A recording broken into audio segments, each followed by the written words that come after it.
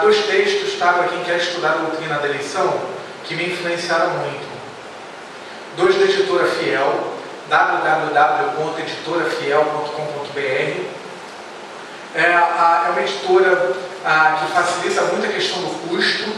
Então, esse livrinho não custa nem R$10, ele é muito barato. É um sermão do Spurgeon sobre eleição. Ele foi o príncipe dos pregadores.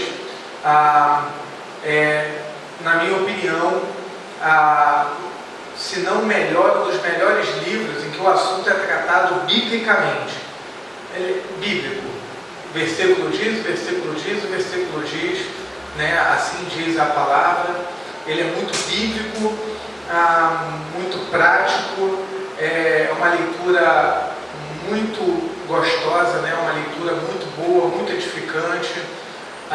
Ele tira muitas dúvidas de forma prática, direta, objetiva, sem circular, tanto é que é um sermão, um livro fino, muito gostoso de ser lido. Então vale a pena adquirir. De repente, até se pedir em conjunto, a Fiel, eu sei que acho que eles ajudam, podem dar uma ajuda na questão do preço. Esse aqui, talvez irmãos de outras igrejas podem não se interessar, porque é um livro mais histórico. Os batistas e a doutrina da eleição, o autor ele prova que no passado a igreja batista, em sua maioria, acreditou na doutrina da eleição. O interessante desse livro, eu vou usar ele também nessa aula, não vou usar só o Wayne Grudem, é que ele traz uns aspectos muito práticos quanto à doutrina da eleição. Qual a diferença de eu crer na doutrina da eleição na minha igreja local, na adoração, no evangelismo, na oração, na leitura da palavra? É um livro muito bom.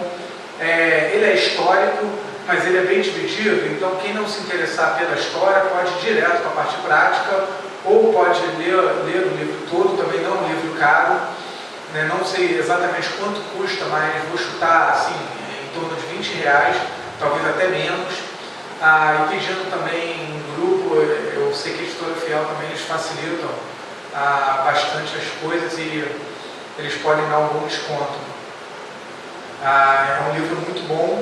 Tem uma abordagem mais histórica sobre batistas assim, proeminentes, né, que acreditavam na doutrina da eleição, e também a parte prática.